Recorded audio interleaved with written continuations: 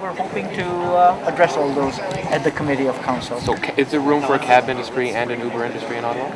Yes, as long as the rules were appropriate. We feel that we need to respond back to the committee and give them our feedback. Sorry, sir, what's your name? Hanif Patny. Hanif, the union says they came up pretty spitting mad actually. They're saying this isn't fair. Is it fair, do you think, for cabbies in your company?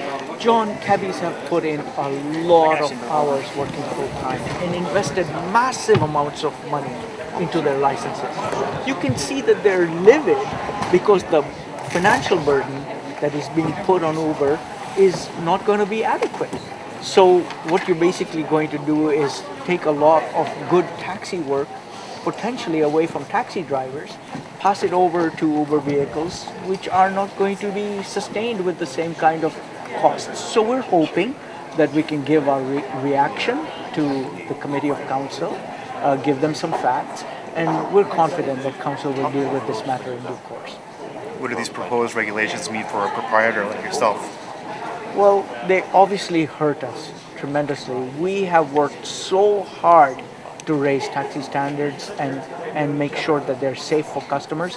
But at the same time, we have 2,000 taxi drivers that have to make a decent living. And that decent living is based on a simple formula. What they take in from customers, carry out all the fixed costs that they have of operating, and what is left on the table for them.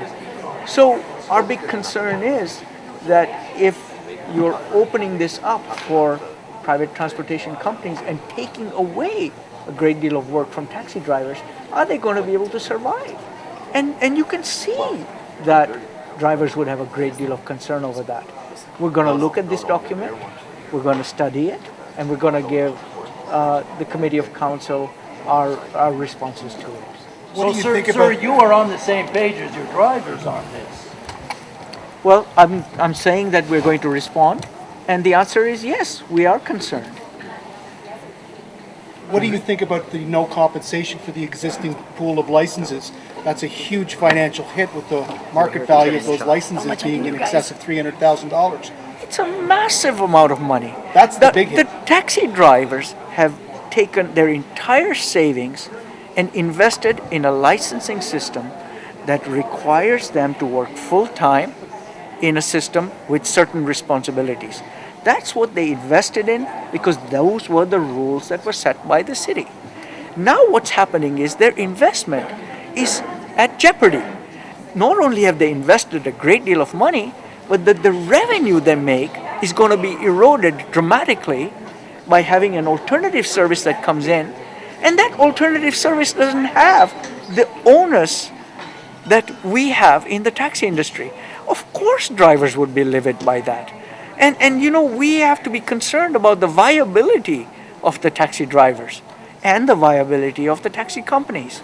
With many of these people depending on their retirement for these licenses, what is this going to do? Are you going to take legal action, or what stepping forward? Why not just have a levy and pay off the existing licenses like they did in Scotland? Well, that is something council has to decide. And I'm not going to make any judgment about any legal positions that we can take. I don't think that is fair. I think a lot of thought needs to go into things like that. A lot of dialogue needs to take place. We tend to work very closely with the city. We want to work closely with the city. We want to be reasonable. We know what customer expectations are. We also know what driver expectations are. And all these concerns have to be addressed. So are we very concerned about what we've heard today? Yes, we are. Are we going to respond to the city? Yes, we are.